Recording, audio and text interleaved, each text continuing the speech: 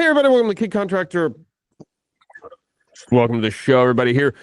Coming to you live from beautiful Fairfield County, Ohio, in the Company Cam Studios. And we are so grateful for you to be checking in here. Another amazing guest here. I already know it. I can manifest this amazing conversation we're about to have already. John Seeger.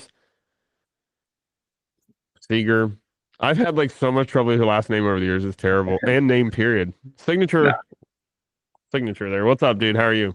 I'm living life, man. Thanks for having me on. Well, we led off the conversation here. You're on the phone when we just went live here on the Google. By the way, check out our YouTube channel, folks. You can watch this conversation and be even more entertained just by watching us talk. But we started this conversation off here.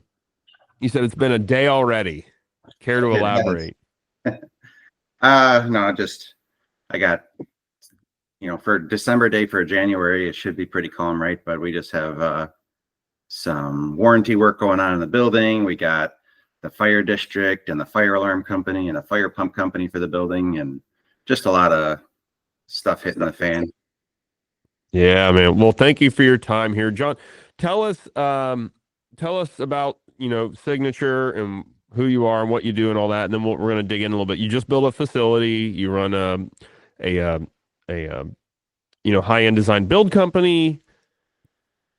You got an interesting snow machine rental model business thing going on. All sorts of cool stuff. But tell us about Signature and whatever else you got going on, man. Sure. Signature. My wife and I started the landscaping business, got married, bought a house 2010. So we've been going at this 14 years. And the short story is like everybody else, just start in the bottom and try to work your way up, aspire to be a better contractor. Today we are doing design build for mainly residential, and working our way more into a general contractor role, as design build will kind of morph you into. Yeah. Tell me more about that. What aspect do you find yourself hiring more and more out of as the company grows and evolves? All sorts of crazy stuff. Like, the standards are like carpentry and concrete work and that kind of stuff within your projects, but doing more with audio. Charlie, go lay down. Hold on, my dog. What kind of dog is it? Pit Bull Terrier. But he needs he's a cute guy. Yeah. So doing more stuff with audio visual. This last year we did more pool upkeep, repair, and maintenance. So doing subcontracting liner install companies to come in, and just trying not to limit myself to always say yes when a client asks. They want one point of contact, and that's what I'm trying to give them. Interesting. And I'm presuming too, for that level of service, and especially you're very hands-on in the company, we're trying to make that a very premium service. I'm supposing, being that it's you mostly the folks you're going to deal with. So what's your philosophy on that as far as, trying to be the 1 point? I think by hiring the right subs that don't need much hand-holding, having that anybody can go in a phone book, the client can go in the phone book and hire somebody who does pool liner replacement, but finding the right sub to work with you and knows your style on, how Signature likes things and how Signature wants things done, is a different task. And once you find that person and there's a level of trust and hopefully reciprocity, I think I got that word right, between the two firms, that's where I think things are going to start flourishing in a referral only market like we kind of are. We're not doing any sort of big advertising campaigns. If reputable contractors that I work with also can refer me, I think that's a huge strength as well. Man, interesting. I like that philosophy. That's really cool. Yeah, good. Who were we talking to yesterday on the podcast? Tommy Cole. And he was a project manager for a bunch of big firms in the South over the years, in Texas and Arizona and Southwest. He was talking about how important the relationships is with good subs. And being as we sub for a couple other companies, I know we're not always their cheapest option, but we are the most responsive, and they don't have to babysit us, and they turn us loose. They gripe all the time about our pricing because they're GCs. And Hmm. partly they just do that. That's just the game too, right? Keeps you on your Right. toes. But so I'm hip to the game, man. I know. But You know. but um I understand that. And so when you do get to, and I know when some folks refer us, I know because of their demanding nature of work, and them as a GC or a home remodeler or builder or whatever, they refer us, then I know that client is a little more discerning, right? And so that's a cool thing you're doing there, man. How tell folks too, like what size your company is, or number of employees, however you want to qualify that. And so we get a feel too for what Signature is and who they are. So we're pretty small. We consistently run 3 to 5 employees, not including myself. And um, size wise, we probably bounce around the 1 to 1.5 million range in gross revenue. Um, and we try to have our hands kind of a little bit in everything that I want to. I'm very selective on what I take on and what I do. If I don't enjoy it, I don't really want to do it. So that's kind of where we work. Yeah. And so another question for you, John, too, for the few people, by the way, at Signature, what on Instagram? What's your handle on Instagram? Signature Landscape Corp. Corp. It's always the Corp. That's a unique one for me. That's what I was trying to remember. I'm like, what is Signature? It's not Signature LLC. Corp. Corporation, Corporation. Mr. Corporate. You got it. What's the Lego movie character, Mr. Corporate or something like that? What's his I I don't don't know. know. The So John, then that being said, um how do you manage all the behind the scenes stuff, the books, estimating, bidding, keeping and all that stuff? What's do you have a system? Do you have people? How do you keep the wheels running on a business that's similar to our size or at our size, between the 1 and 1.5? What do you folks do?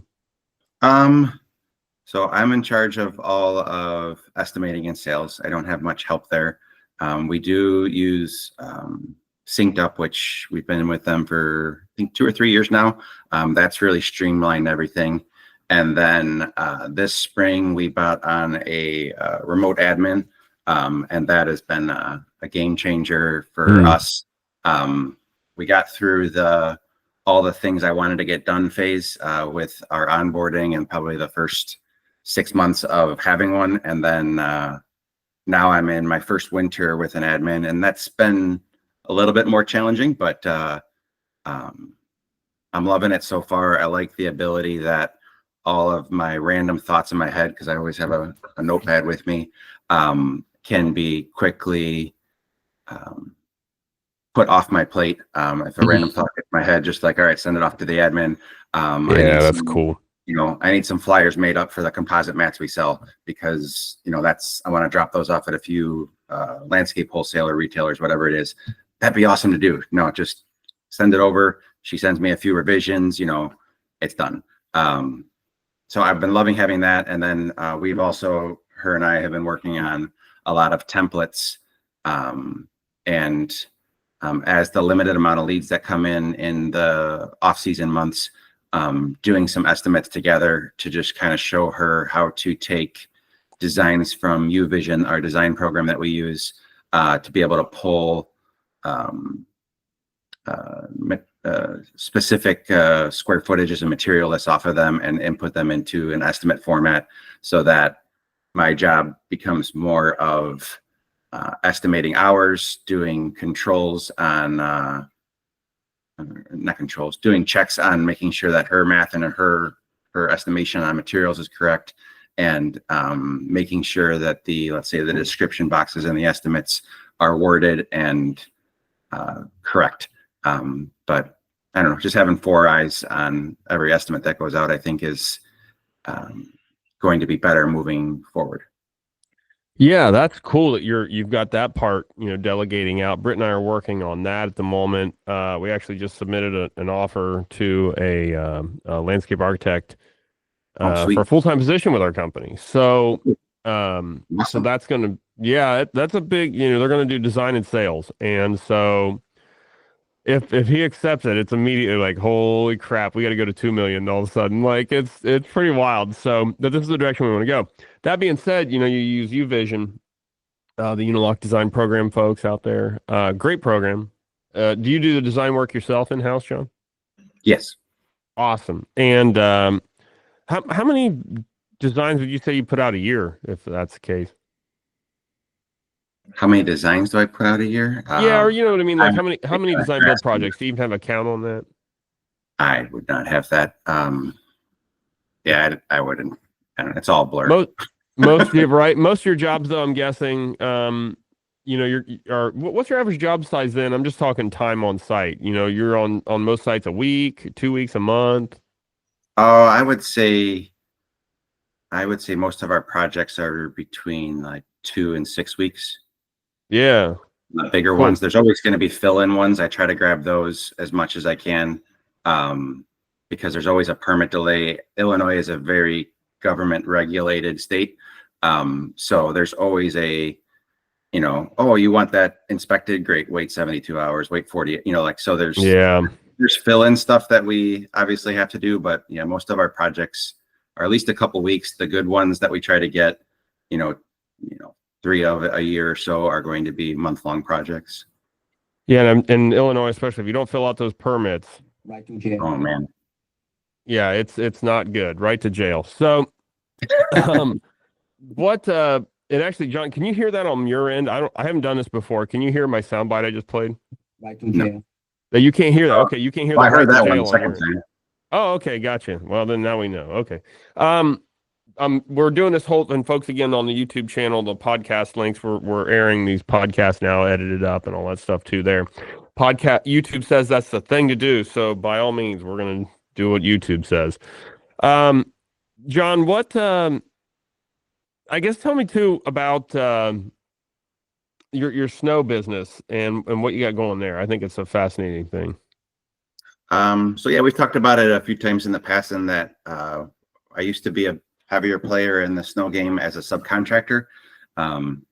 And I would do all the big stores, like if you have Targets or Myers or shipping terminals and all that kind of stuff. And it was draining, so I got out of it, and I went into the snow equipment leasing market, where I started to lease skid steers and loaders to people who do snow. And I found that to be more to my speed. I recently transitioned again out of that to fund my building.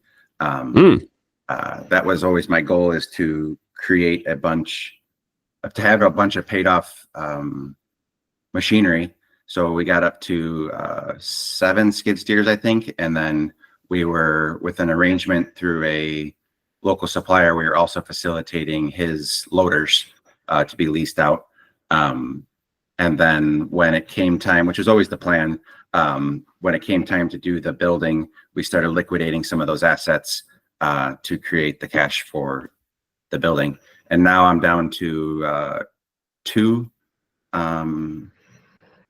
New Holland 328s, skid steers, and then we have that track machine that we bought for the building, but that's not really useful in the snow. So Yeah, and so I guess we'll get into the building. You built an awesome facility there to house Signature, and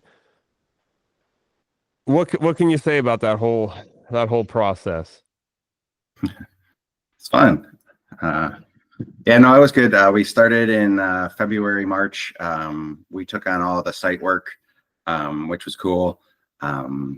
We contracted with FBI, who's, I think they're nationwide, or at least Midwest wide, to build a building, which is a cool process to watch.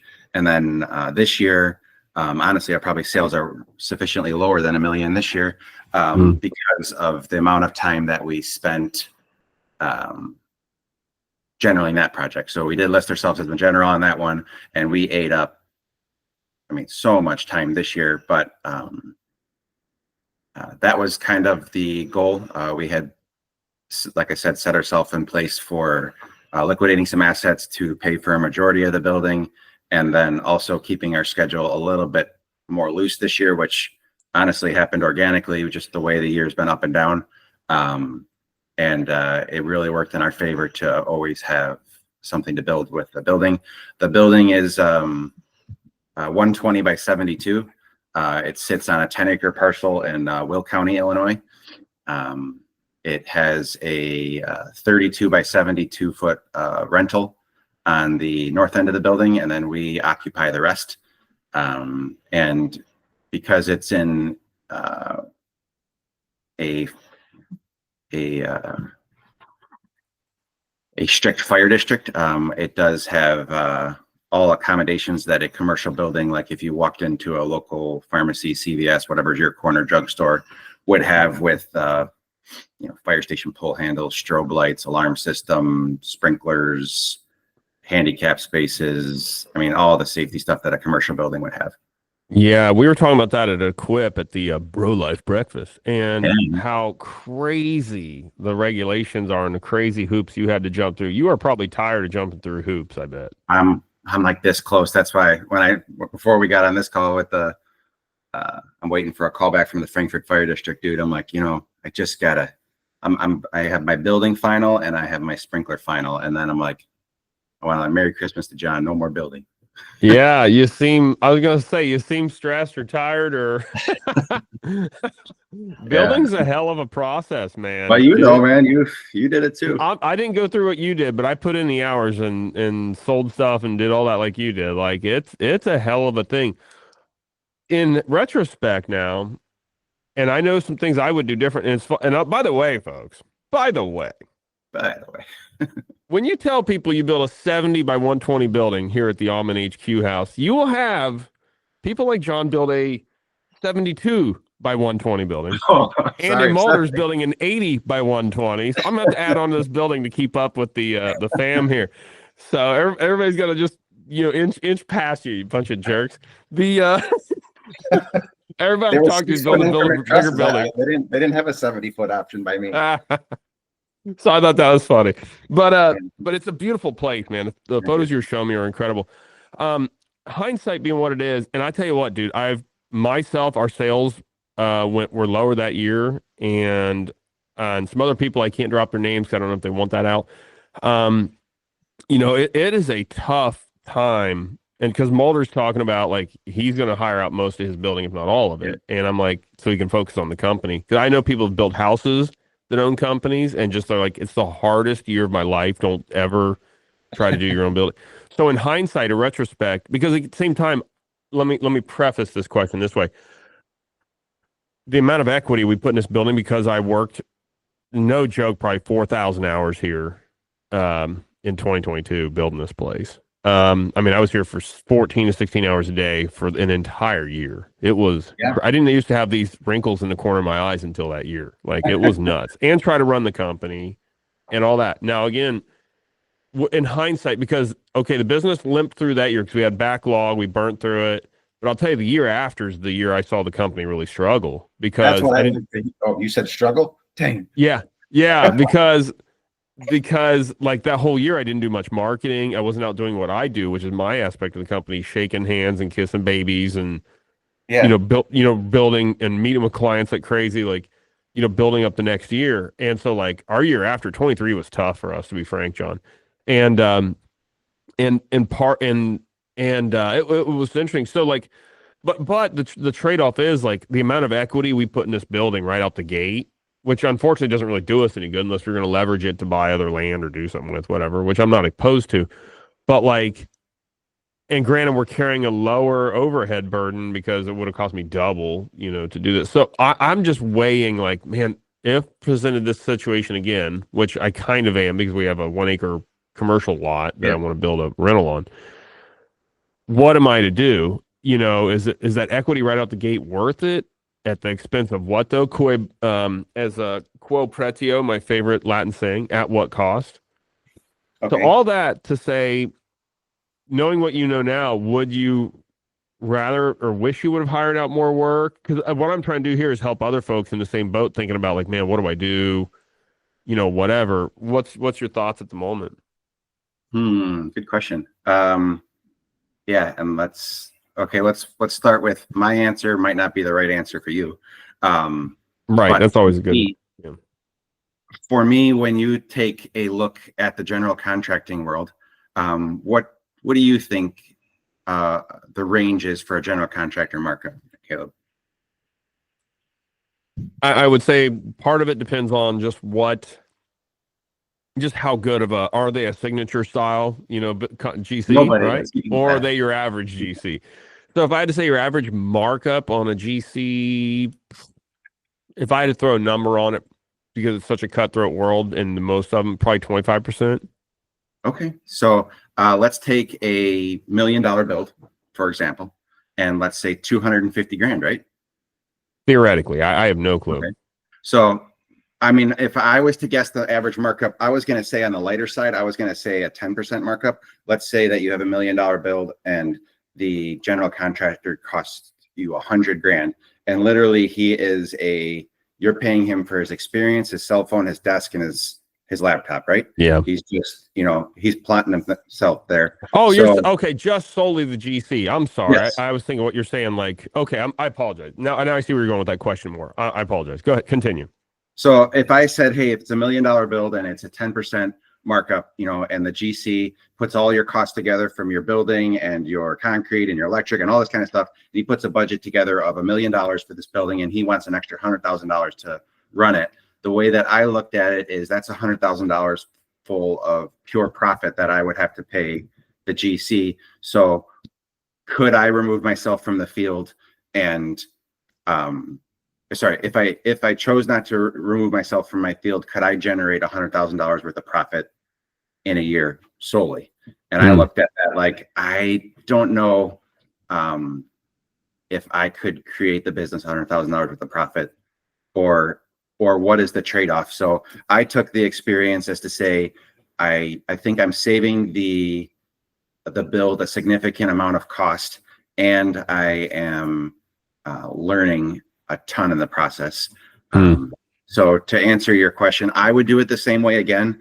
I enjoyed the process as much as it stressed me out and, had me giving up at times to think that I was just going to be, there were times where, I thought I was going to sell the land because it just wasn't everything wasn't adding up. And it was just like, wow, that was nuts. But would I do it again? Yeah, I would. I want to do it again. I want to keep on going. I loved the process now that I'm close to completion of it, to be where it is such a crazy path navigating all the ins and outs of building a building in my area that I think I could bring a lot of value to somebody who is looking.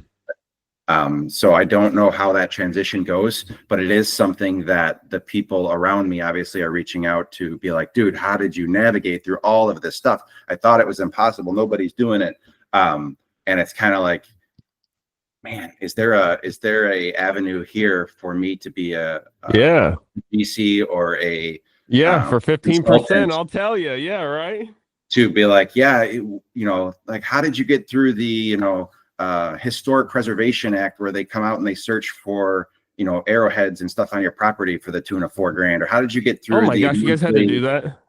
Oh yeah, how did you get that through? That was one I haven't heard yet. Oh my. Oh yeah, I had to do a historical site research so that they could come and take like 200-year-old tracking of what the farm field used to be, if it was any sort of ancient, ceremonial grounds or whatever, like just all this kind of crazy stuff. You got to how to navigate through the, forget what the acronym in, but it's like the SWFFP plan, which is like your silt control fencing and your monitoring. And I mean, even that, they wanted $3,500 a month for somebody to come and monitor my silt fences. Yeah, stormwater protection plan. Yeah, SWPP. Yeah. So I mean, there's a lot of crazy stuff that you have to go through. So and it can be daunting. So I don't know. I haven't figured out how to profit off of that endeavor yet, but maybe something will become available for me to do that. Sounds like I can see it. Signature GC Group Corp. Corp. Thank you. Right? Yeah. uh, John, tell me about, dude. Like, because I didn't have this moment, but at times it was really overwhelming. But you mentioned like times you almost felt like giving up, and I think Brittany had those moments actually here. I didn't know that until after the fact Hmm. because she has said on the podcast she got to points in this project where she hated this place. Oh I yeah. never had that emotion, but she did. And what in the hell kept you going, man, when you were at those low lows like that? Because again, you dealt with so much more legalistic crap in Illinois there than we deal with in Ohio, and especially in a rural site. Bear with you. In towns is a little worse, whatever. But like, you are still way, way crazier stuff. Dude, what on earth kept you pushing forward, man? Um, I think it was the fear of the amount of money that I would lose if I stopped. So you're in this hole, so you keep on digging deeper. Yeah. But it was ended up being good. I mean, just to kind of the biggest turnaround point that I had is in my area, you have to have what's called a special use permit to operate a landscape business on agricultural land. Mm. But so the parcel that I picked out and purchased, I don't know if I can actually use until I go through the special use process. Yeah. So I buy this 10 acres for $250,000, and my hands are in the air for 9 months if I can actually use it. Oh, jeez. So then I'm like, all right, well, let's go through this process. So then you can't just really like go through the process yourself because it's daunting. So you hire a special attorney that walks people through zoning changes and special use permits, and you spend tens of thousands of dollars going through the 9-month process and sitting before everything between city, township, and like 4 county boards to get the you might call it a variance, but it's called a special use permit to operate, to do with what you wish, on your own property. So 9 months later, I get unanimous 9-member support from the Will County parcel to be like, yes, you can do what you want with your property. So that was like a big one to be like, all right, this is a big gamble. Because if I can't, I just have to sell the land again. Obviously, it's no use to me. The next gamble was going through the 9-month permitting process.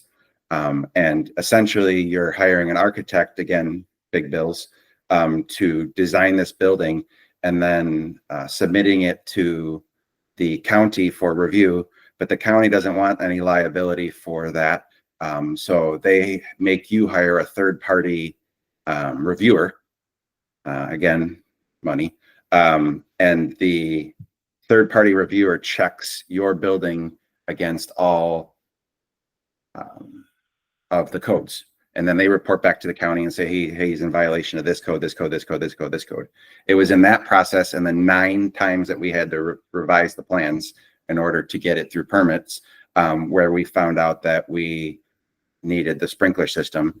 And right around the time that we swallowed the sprinkler system cost, that's when we found out that we didn't have enough power to accommodate it.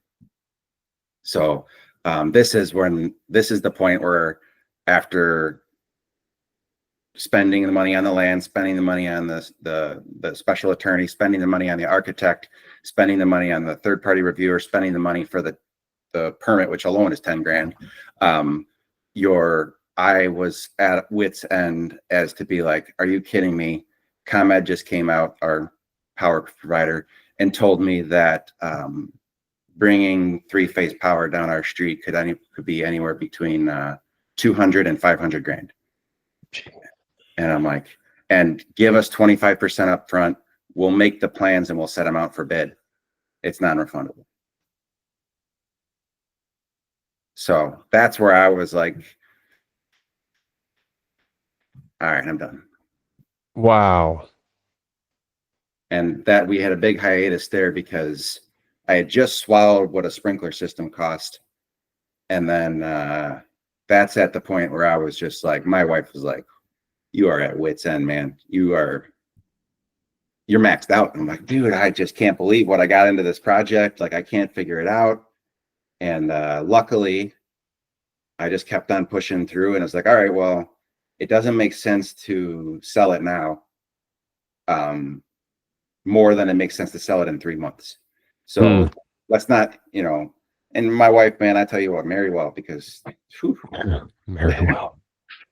marry well, because you marry with somebody with a good head on their shoulders, and they'll just kind of talk you down every once in a while.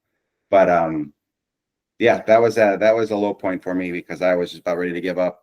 And we kept on exploring, and I kept on reaching out to anybody and everybody I know. And finally, I got in contact with somebody who does fire systems for high rises. And he goes, do you think one pump gets I don't know if you've ever been in Chicago, but like the Sears Tower or Willis Tower, whatever you want to call it now, that one used to be the tallest tower. Do you think one fire pump gets it all the way to the top floor? And I go, no, you have a series of pumps. He goes, why don't you look into a series pump system?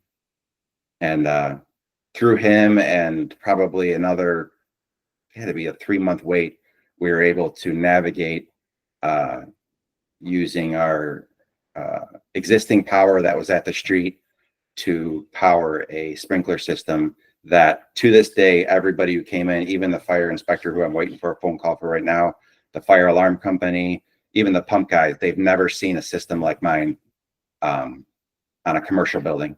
And it makes me feel special, but it also makes me feel like, I navigated something that. Yeah.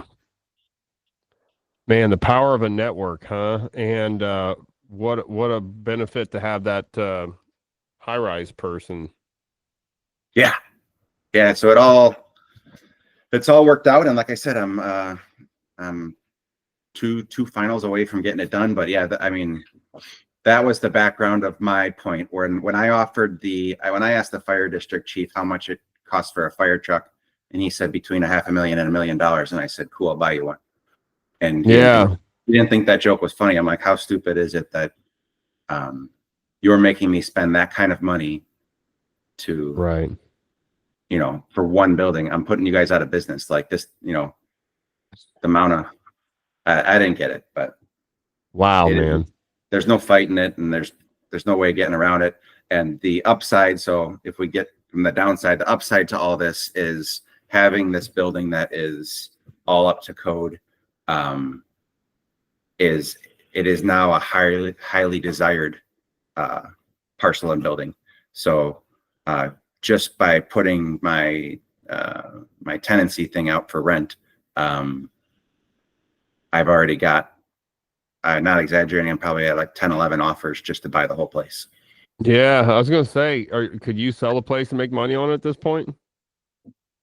Yeah, a significant amount, but my wife would kill me, so it ain't worth it. I was gonna say, what a process, man! My gosh, what a business-friendly state Illinois sounds like. It really is. Gosh, wow, man, that's insane. The challenging. So this whole thing has taken almost a year, at least a year now. Is that right? Or no? It's like a 2-year process.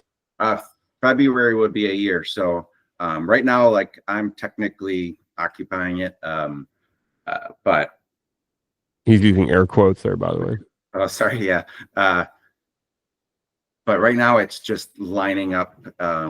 Like this next inspection, for example, I have to have the fire pump company, the fire alarm company, the fire sprinkler company, the electrician, and the fire chief all available at the same time to pass his next test. So that's why I'm just like, oh, yeah, this guy can do it the 23rd. This guy's retired, and this guy can do it after lunch. Like, yeah. The GC isn't for the faint of heart, that's for sure. Like, there's definitely a lot of complications. Yeah, and not to downplay it at all, but this is a 70 by 120 building, let alone building a skyscraper or Right? like a warehouse. Like, oh my word. Like this is wild, man. And I'm psyched that you've got tell me about the business model of having a renter in there and the philosophy of that. So my wife and I, when we got married and bought a house, we decided to keep that one. And when we moved in 2015, we became landlords for, well, I guess it would have been 7, 8 years. And then my goal was to grow the rental portfolio to create some passive cash. And we were doing good on that. But when I had a discussion with her to be like, hey, this is what we're paying at the time, at the time of us leaving where we were paying $4,000 a month in rent for our business. Yeah. And I said, hey, here's what we're paying in rent. Here's what we're getting in rent from our assets. Like, wouldn't it make more sense? So I started running numbers, and I found out that being a commercial landlord has a 3x return over being a residential, at least in my portfolio. So we made the decision to cash out of the residential landlord and move toward the commercial. And I think that will have a better payout. And I also believe that a business, I have no experience to justify this, but I believe that a business will be a better tenant than a personal residence. Yeah, I could I could definitely understand that mentality. Brittany and I had thought at one point that we wanted to be residential landlords, or have residential properties that we rent, and just the more I started looking at that, I'm like, yeah, no, I don't think so. And with that 1 acre property we have, Yeah. it's zoned industrial, and and that's why one of the reasons we bought it.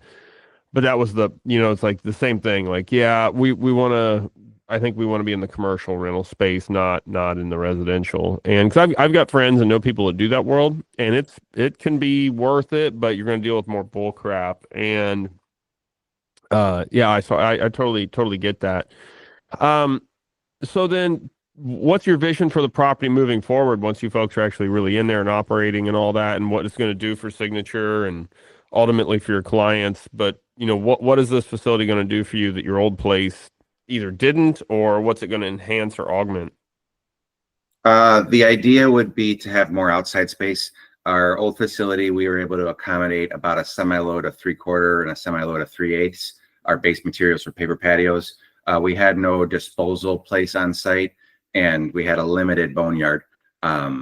So I would say, like, it's probably just from outside perspective, because obviously I haven't been to your facility yet, but I would say it's close. It would be close to like your inside fenced area, where it's like it's usable, but I'm sure you would agree that it's probably a little tight for the semis getting in and turning and backing up. And, so we had like a caged in area, something like that, where we were able to, but it felt like, mid-season, everything was just on top of each other. Like, there's just so much stuff everywhere.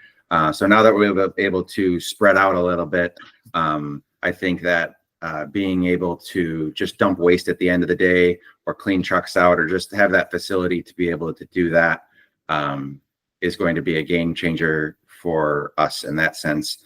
We're also now in the area that most of our clients are in. Before, we were probably 15 minutes north of it. So now we're kind of like right in the mix of it. Yeah, awesome.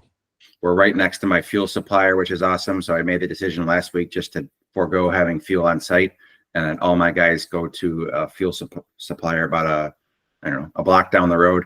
And it's a non-convenience fuel supplier. So, like, there's no store. It's just a pump with a key fob, and so there's no, I got to use the bathroom or buy a Slurpee kind of nonsense. It's just, yeah, that's cool. It's an efficient place to stop. And then that just it's a takes fuel depot more so. Yeah. No credit cards, no nothing. Just, the guys have a blue fob on their keychain. They wipe it in front of the pump. Has off-road, on-road, regular, and premium. So it should just be, and it's right next to the state highway access. So it's like, I made that decision the other day. I'm like, I'm not going to go through all the headache of that if it's a stone's throw away. Let's just utilize it. Yeah, there's no convenience store attached. That's a win-win there, man. Holy cow. Yeah, not even the bathroom, just some. Yeah, it's pretty cool. Yeah, that is amazing, actually. Holy cow, dude! I wish I'd have known you were undergoing such trial and tribulation. I would have tried to shoot you some text messages here and there just to encourage you along, buddy. So retroactively, And man, I feel for you. That's your stress level was way higher than mine over this, and probably more. My stress level is plenty high, but not in the same pressing kind of ways as yours. So, buddy, I feel for you, man. I know just or every plumbing inspection or lighting or electrical inspection we had was like nerve wracking. Like, Mhm. and we didn't have that much stuff on the line. She's like, I don't want to redo anything. I don't want to like, I just don't want to, I just want to keep moving forward, man. And it was gut wrenching sometimes. And especially our plumbing final, because like there's the rim test for water on the toilets and all this kind of crap. And then like, dude, it was stressful. So you're still waiting on two finals here. Is that right? So we're Yeah, so we have our final electric and final building. But I made the choice to do the fire district and get them all checked off so that when the county came through, they couldn't say, they couldn't jump into anything to do with that lane to be like, hey, you need this. Like, no, the fire department cleared us. We're good. But yeah, we've passed our final for plumbing already. Another thing that was a stress of this build was I didn't, at least I hope I didn't cut any corners. I still built it the way that I initially wanted to. So we went the extra route and did, radiant heat in the floor. We did nice. 8 inches of concrete. We did, putting spigots where I want them, putting hard and cold water, softened water, hot spigots by the wash bay. Like, I tried to do everything that I've always dreamed of in a shop, and I try not to let all the additional stuff and expenses that I did not foresee take away from what I always envisioned my shop would be. So yeah. Way to hold the line there, man. That's awesome. Cause it is. It's easy to gut, stuff right out the gate, and especially holding stuff that you can't ever go back and redo. So good call there, Mhm. like the floor heating, which and again in our offices is just and as much time we spend so much time here. Mhm. Yeah, Myself. I you mean, do. I'm here 60 hours a week. I mean, just about any given day I'm here, and so like those little things and but at the same time, like we built again at about the height of building materials, give or take, in 2022, and there are things like we had in the budget to build into the building, like incredible tool storage systems and all that stuff, and it just got eaten up with lumber increases and things. So there were things we had to do without that we can cash flow later, but like it's a really challenging thing, doing a build if you've got to actually build it on a commercial property, right? But again, you really had quite a challenge there, man. Well, I did um build the offices, so I guess I did make some. I envisioned myself having offices right away, but um, being that it's just me and that I hired a remote admin, I didn't think it'd be pertinent to spend money on those things because they can snowball. I'm sure, as you can attest, because now you build the office and you got to buy all the furniture and you got to get everything dialed and you got to have the internet. I mean, it's all gonna snowball on me. So I did in the main shop just stick to a utility room and did some prep with electrical and radiant to accommodate a future office. But um, if I made one concession during the build, it was probably that. yeah, and again, that can still be built out later. I mean, that's Exactly. again not it's not like radiant flooring. You can't go put that in after the fact. Like that's just not a thing, right? So yeah, I mean, and that's with building. Kind of the best advice I got from my friends, the Ciperones, was like, and because they've built a handful of houses now, was like, just have a list of non-negotiables, things that have to go in your building or your house, Hmm. no matter what, right? And then, so, key things that you're just not going to compromise on, and you'll figure out a way to do it. And that was a great bit of advice for us. And it helped us prioritize a little bit more of things that could be put in later and things that had to be put in, now or kind of a do it or lose it opportunity thing. Holy underwear, man. So what with that being said, do you have any grass to mow there? Or like that's one thing I realized with our facility is like the one thing I didn't really probably budget for adequately or like really realize was like just the pain of having to mow our yard or just kind of maintain the yard out here with, constant gravel Oh or what yeah. feels like or like again mowing and trimming and just dumb stuff like that, spraying weeds and gravel, just stupid little stuff like that. Um, do you have any turf you got to maintain there or anything like that? Just around the septic field, and then the mandated like swales that we had to put into. We had to have a parking lot plan, like for grading plan for every where all the water goes. So we had to put some swales in that cross the driveway and bring it down to the storm sewer system. So we'll have some maintenance to do there, but not very much. I kind of kept that in mind as well, because while it's beautiful to see, as you guys have like from the street to have all that grass and that pond and stuff like that, I did think about that. Like anything I plant here besides beans and corns, I'm going to have to maintain. So let's keep that. Let's keep that because I'm agricultural. I still have to do agricultural activities on the property. So right now we have 7 of the 10 acres that is Oh, I beans. didn't know you had that much land there. Holy smoke, that's awesome. Yeah, so that's what keeps because Illinois sucks. The tax is down. So Yeah. I'm an agricultural property. I get a little bit of a tax break versus a commercial property. Yeah, okay. And that totally makes sense. I can see that when you get into that kind of land. And it's then same rules here if you can do ag production. Because we looked at that too as even our zoning of, well, what if we put a small tree farm out front or nursery or whatever? Mhm. And so we looked at playing those games and just playing by their rules, right? Like, well, we got to be a farm. All right, well, we'll be a freaking farm then. So, you I do what you tried got to to do do. that too, but they saw through it. This agricultural farmers don't need sprinkler systems, so I tried to go down that path, and they were like, "No, no, no, no, no. We know Right. what." And yeah.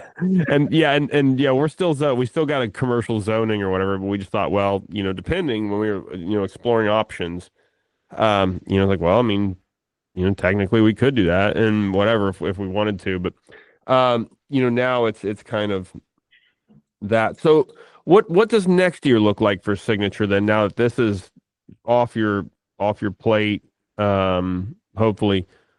What does 25 look like for you and what will you be focusing on in 25? I think it's back to the grind. And I would lean on you for direction on this, because how do you unplug from a year of just being like build centric focus, like you're working on one job and nobody's paying you for it.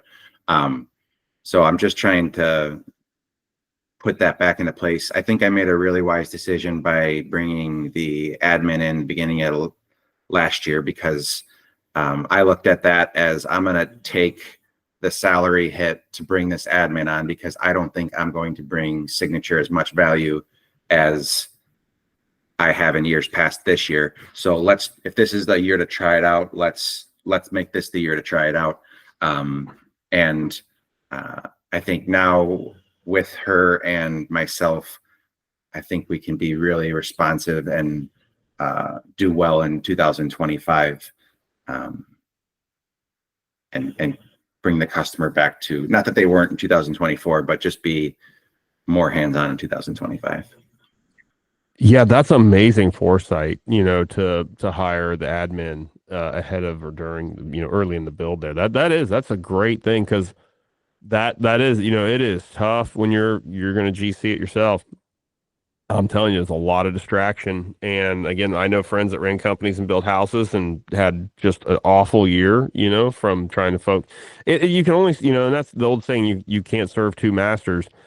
Man, and to what I always say is, something suffers, something gains. And just like it is going to be hard to keep both hands weighted properly, and without just losing your complete sanity, what's left of it. And so good call there, man. I really will say that. And that's we have a virtual assistant that's helping us out with a ton of stuff like that. And I wish we would have had that last year. That probably would have been a real game changer, like you're saying. So that's smart. And then you're already on the budgeting estimating, bandwagon there was synced up, which is a great call. And you're a wise dude. You are. It's you've always I've always admired that with you, John. Thank you. You're a thinker. You really seem to be pretty calculated in everything you do, and I think that's just one of the awesome things about you.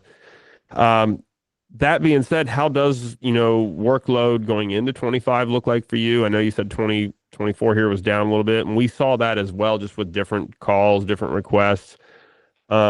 meanwhile, we had the best year we've ever had in very many different ways. Last year was really hard, but how is your vision for next year? Is it optimistic? How is the workload looking? How do you plan on, going into next year throttle down as soon as you clear this next and last inspection? Right. I'm optimistic. I had a lot of estimates of very nice designs and projects for the fall that I felt like just fell off around election time, and just there's so much uncertainty this fall. So I'm hoping that 25 will give us some pent-up demand in the spring. And I'm hoping that I don't want to say they're lost because I don't think anybody else is doing them. I'm hoping that the projects that we threw out in the fall can be revisited in February, March, when people are through the holidays and looking toward, the sunshine. That's my hope. What my fear would be for 25. So I believe there will be a pent-up demand. I believe it'll be a normal spring. My fear for 25 is that if we don't get enough snow this winter, for the people who budget snow for their operating expenses versus somebody like myself who it's just an extra. I think they're going to be a little hungrier come spring, and it'll be a challenging, not a cutthroat market, but it'll be a challenging market with pent up demand. And I don't exactly know how to navigate that. Got to see. Bless you. Holy smoke, John. I could not hold that, man. I had to sneeze there, folks. I'm on the backside of some cold thing here that Britt gave me. So thank you, honey. John, dude, man, so much we could talk about. We're here pushing an hour now. I want to give you a chance, at least any final thoughts or closing thoughts. Interesting conversation. I think I know some incredible takeaways for folks, but do you have any parting thoughts, words? Actually, let me ask you this, and this is probably pretty easy to answer, but I asked this about contracting, but I asked this about building a shop. What is something you thought kind of turned into a fallacy, good or bad, I suppose, about building this facility that turned out to not be true, as far as something you thought going into it, and then it's like, maybe it was more rewarding than you thought now that you're on the backside of it, or it was more challenging than you thought. Like, what was a misconception, good or bad? A misconception, good or bad?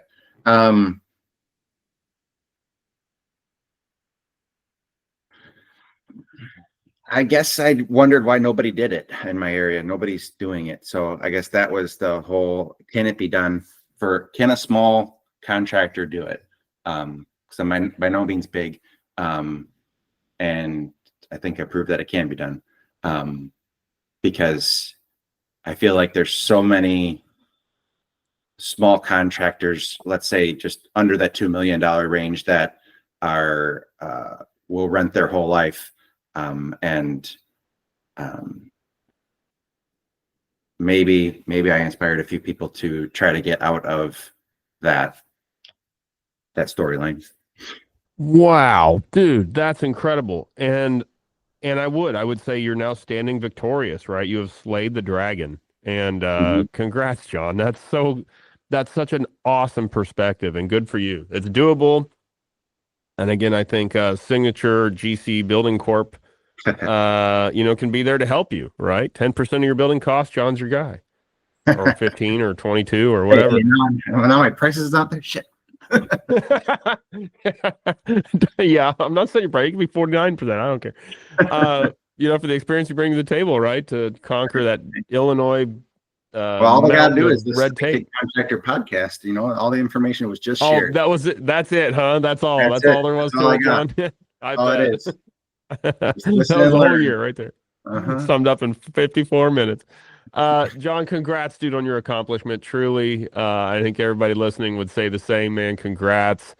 Reach out to John at Signature Landscape Corp on Instagram. Did you happen to YouTube any of this stuff or any of this process? No, but I should pull out the iPhone gallery and and make some videos and stuff. Yeah, have AI sort through that, and I know the way they built your building was incredible. I saw that when they were putting I say stick, it's not wasn't stick built technically, but like the post frame up, and the way they build that in Illinois, where the walls fold down or whatever. Yeah, That that's was kind of crazy. crazy. I hadn't seen that except on like maybe RR buildings or their channel or something. And you guys actually did that. That was I don't even know how to describe. You have to go to John's channel and hopefully he's gonna start posting his stuff because like I don't even know how to describe. It Yeah. keeps them from they lift the whole building and then the walls swing down as they lift it up. Is that the way to describe it? Yeah, they build the whole truss system on top of a Q lift system. They lift the trusses in the air and the walls swing in and then attach to the footings. Crazy, man. That was so neat to see. And they did that because I'm guessing they're skirting like OSHA requirements for heights and things like that. Is that right? Or a rumor Uh, I had heard or seen they somewhere on the internet? their insurance is less, they're telling me. They don't Ah, have to, they can put fall nets instead of harnesses. They say it allows the client to inspect things more visually because obviously most clients aren't going to get 16, 17 foot in the air to inspect. well, nobody wants the client inspecting stuff more. Yeah. Uh, so that's a And lot of crap. it's just all, they said it's all just safer for them. Yeah, I could see that. And it just allows us to, it's an interesting system. That's for sure. Yeah. Last question, John. I'll let you go. You're painting on the wall there again, folks, on the Instagram or on YouTube here. Check it out. What does that painting have meaning to you? Generally, things in the background have meaning to people or signaling something. What can you tell me about it? That was in my grandpa's house. And I got a little picture of him down here. Oh, cool. But, That's out of the shot, but okay, cool.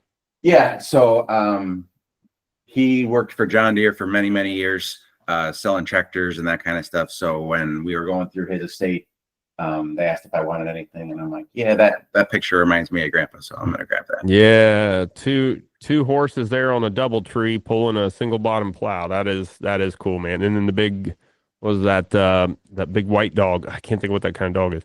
That's But the big herd dog there. sheepdog. Yeah, John, dude, thanks again for your time today. I know you're stressed about this final inspection. I will be saying a prayer for you here at the end of the Thank you. podcast. And just like all you have so far, man, you're gonna get through it, dude. You're I say you're so smart, but at the same time, like, you're just dumb enough to keep going at the same time, right? I like that. There you go.